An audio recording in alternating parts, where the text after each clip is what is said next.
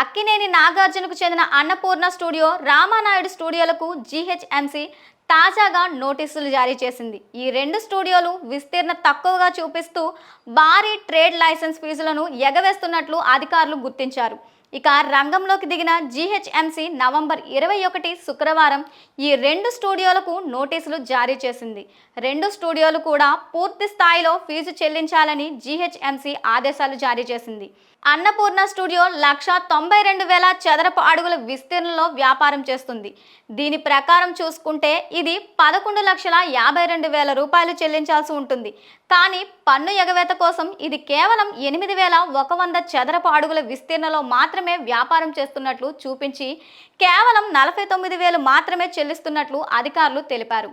అలాగే రామానాయుడు స్టూడియో కూడా 68,000 చదరపు అడుగుల్లో వ్యాపారం చేస్తూ కేవలం 1900 చదరపు అడుగుల విస్తీర్ణ మాత్రమే అని చూపిస్తోంది.